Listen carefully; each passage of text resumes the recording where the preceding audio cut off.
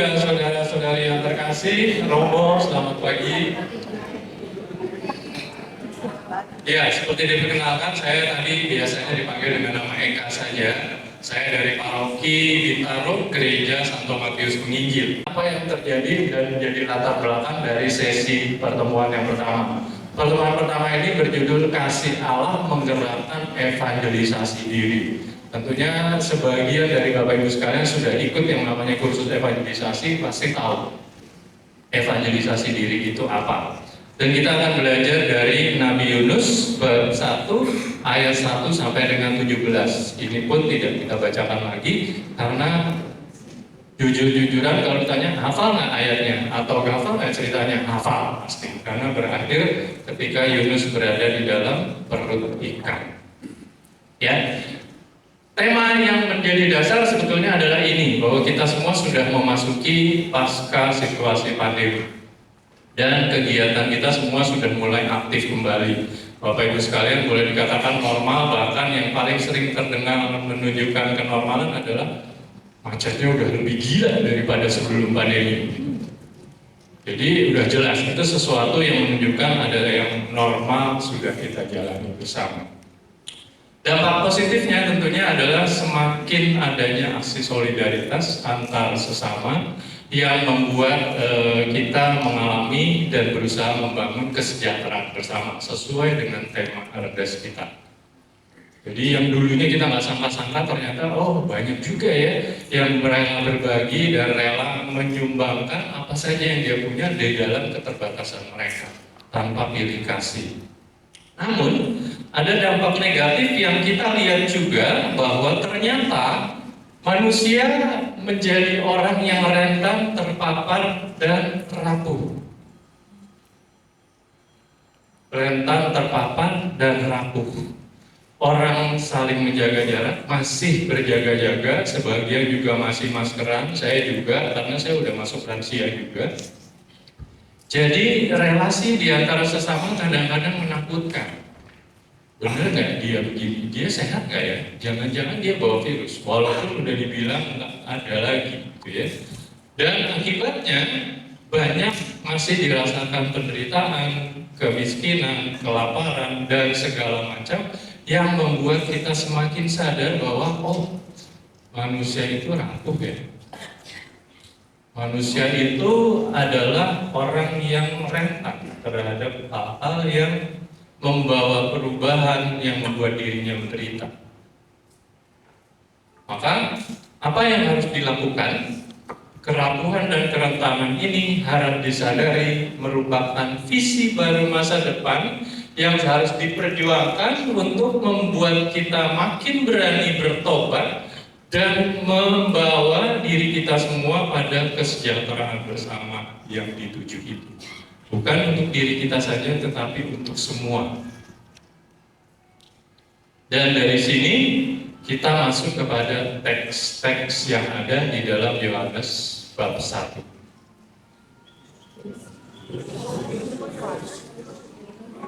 Yunus, ya, oke, berarti masih fokus. Siap? Yang pertama, Yunus dikatakan seorang nabi. Bapak Ibu sekalian tahu dari mana kalau dia nabi? Pernyataan di kalimat pertama dalam ayat Yunus itu, datanglah firman Tuhan kepada. Kalimat ini kalau Bapak Ibu sekalian baca kitab nabi-nabi hampir selalu ada, karena inilah kalimat yang menunjuk dan menjadi suatu panggilan umum bahwa yang dipanggil Tuhan adalah seorang nabi. Yunus ini berasal dari Israel, orang Israel sendiri, hidup sekitar abad 8 sebelum Masehi. Dan apa yang kemudian terjadi? Dia diutus untuk menyerukan pertobatan ke Niniwe yang berada di wilayah kerajaan Asyur yang kok kebetulan ya musuhnya bangsa Israel. Kebayang kalau Bapak Ibu sekalian disuruh mempertobatkan orang yang ada di daerah musuh kita. Sama seperti Yunus, perasaan nasionalismenya tumbuh, dia bilang, no way, Saya nggak mau ke Niniwe, dan dia bersiap untuk melarikan diri pergi ke Tarsis. Ini yang tadi Romo Jo bilang, perginya nggak tanggung-tanggung, karena dia harusnya cuma pergi 1000-an kilometer ke Niniwe, dia kabur sejauh 5.000 kilometer jauhnya ke Tarsis. Itu tujuannya. Nah ini kalau nggak salah, kalau 5.000 kilometer itu kita dari Jakarta udah sampai di kota mana gitu di Cina gitu ya. Lumayan kan? Dan ini sebuah perlambang satu hal apa Bapak Ibu sekalian, dia menjauhkan diri, dalam usaha menjauhkan diri secara fisik maupun rohani terhadap Tuhan dan Niniwe-nya itu. Pokoknya gue nggak mau kesana deh. Dan ini sama betul seperti tadi Romo Jo bilang, melihat diri kita kadang-kadang berhadapan dengan suatu panggilan Tuhan, kita seolah-olah kalau gua agak jauh Tuhan juga nggak lihat gua kan. Padahal nggak gitu ya. Itu yang terjadi. Dan dia lari dengan tujuan apa? Mencari tempat paling aman untuk bersembunyi. Maka dia ada di mana? Kalau Bapak Ibu sekalian bilang dia dipanggil dari Yerusalem turun ke Yapo, kota pelabuhan, udah otomatis turun dong. Naik kapal, dia turun lagi ke tempat paling bawah, di geladang yang paling bawah itu. Jadi dia benar-benar dia nggak kelihatan seperti apa, dia bersembunyi. Dan di situ tempat paling aman. Kenapa? Harapannya nggak terganggu awak kapal yang kerja dan lain-lain, nggak dipanggil-panggil. Sebagian dari kita pada waktu kerapuhan seperti itu. Bahkan sekarang pun masih ada beberapa dari kita yang nggak mau keluar rumah. Pengalamannya sama sebetulnya apa yang dialami oleh dan dilakukan oleh Yunus. Sekali lagi, ini adalah gambaran dia menjauhkan secara rohani dan fisik dari Allah dan sesama. Sehingga apa yang terjadi? Allah juga ambil tindakan dong. Oke, lu nggak mau disuruh, gua kasih angin badai di kapal di mana kamu berjalan. Dan Yunus dengan enaknya dia tidur. Dia tidur nyenyak, sementara si kapal ini awak kapal berteriak-teriak minta tolong. Dia panik, kayaknya bebannya keberatan, segala muatan dibuang-buangin, dan mereka berusaha supaya kapal itu survive. Si nakoda mulai lihat dong, lu mana bisa teriak-teriak, Yunus di paling bawah, nggak denger, dia bilang gitu kan. Nakodanya juga turun ke bawah, dia panggil juga, Yunus. Bukannya sekedar panggilnya Yunus, dia teriak kan, dia mana kedengeran orang lagi ramai kayak gitu, dia, Yunus bangun, minta tolong kayak sama Allah lu gitu kan. Dan dia yang juga bukan orang Ibrani, tetap berdoa kepada Allahnya sendiri. Tapi apa yang terjadi? Yunus tetap diam saja, tidur dengan nyenyak, sampai akhirnya awak kapal dan nakoda mulai membuang undi.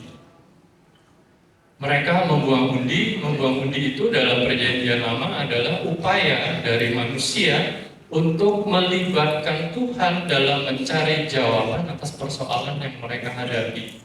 Jadi sekali lagi kita lihat, orang-orang yang katanya tidak mengenal Allah kita ini, Allahnya Yunus, ternyata toh masih ingat bahwa ada Allahnya mereka sendiri, yang perlu dilibatkan untuk ambil keputusan, gue mesti ngapain nih supaya selamat.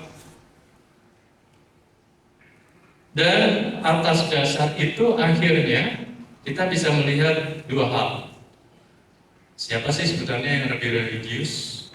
Yunus atau awak kapal itu? Kalau kita lihat tindakan yang dilakukan awak kapal, ialah mereka berteriak-teriak, takut akan Tuhan, memanggil Tuhan mereka membuang muatan, artinya juga mulai bertobat, kali ada dosa saya buang dosa-dosa saya, lalu dia percaya akan campur tangan Tuhan, sehingga mereka juga minta nasihat ilahi dengan buang undi itu. Sedangkan Yunus sebaliknya, dia cuek aja, dia nggak peduli, dia sembunyi di tempat yang paling aman, bahkan dia merasa nggak perlulah panggil-panggil Tuhan. Buat apa? Karena sekali lagi dia sedang menjauhi Allahnya. Tapi ternyata apa yang terjadi pada Yunus, ketika dia diperintah nakoda, bangunlah dan berserulah kepada Allahmu, ada satu kata yang mengingatkan dia akan panggilan yang pertama. Waktu Allah berkata kepadanya, bangunlah, pergilah ke Niniwe. Kita semua pada saat tertentu merasakan perjumpaan dengan Tuhan yang seperti ini. Kayaknya pas banget, kena banget. Oh, ini kan Tuhan yang panggil. Itu juga dialami oleh Yunus, Bapak Ibu sekalian, pada waktu itu. Sehingga dia mau mengalami perubahan dalam dirinya, diingatkan bahwa dia punya Allah, dan dia mulai mengaku kepada awak kapal dan nakoda bahwa saya orang Ibrani dan saya orang yang takut akan Allah. Dan pengakuan ini menunjukkan dua hal, Bapak Ibu sekalian, bahwa dia mengakui identitas dan imannya, sekaligus mengakui bahwa Allah adalah Allahnya, pencipta dan penguasa laut, yang itulah yang menyebabkan adanya angin topan badai itu.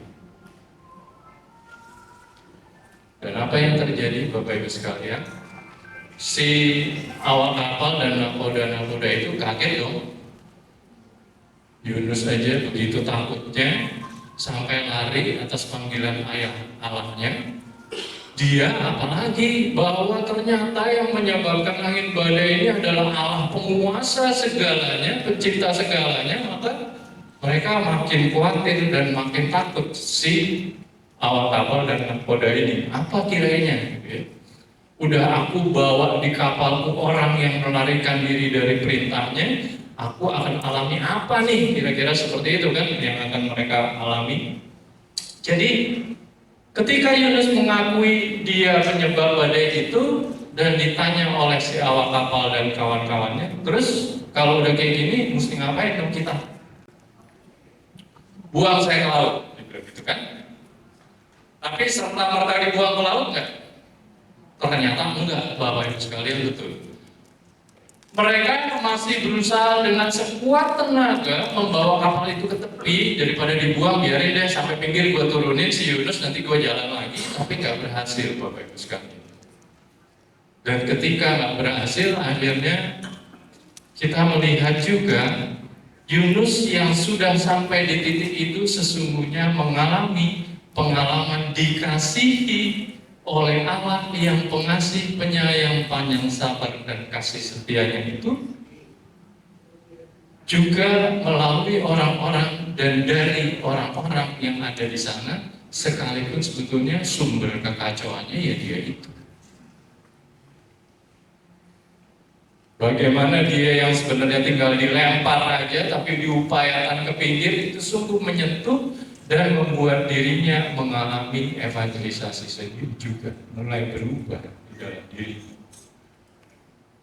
Dan akibatnya yang kemudian terjadi adalah awak kapal dan para nakoda itu pun mulai memanggil-manggil Allahnya Yunus. Dia bilang Tuhannya Yunus itu karena dia penguasa dari laut ini juga, mereka bilang, ayo dong Tuhan, tolong dong. Saya mau selamat nih, hentikan angin dan badai itu. Sehingga akhirnya mereka juga melakukan apa yang diminta oleh Yunus.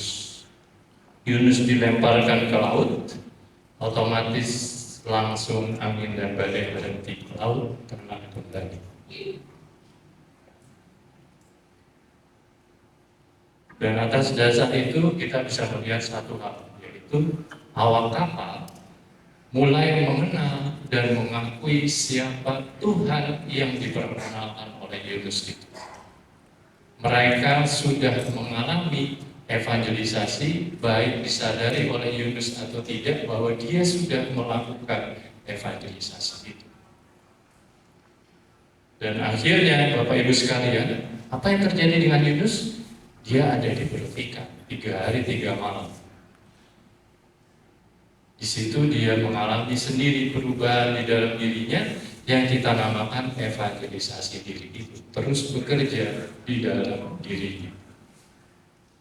Dan itulah yang akhirnya kita sadari bahwa dari kitab Yunus yang bab pertama ini, apa yang kita pelajari?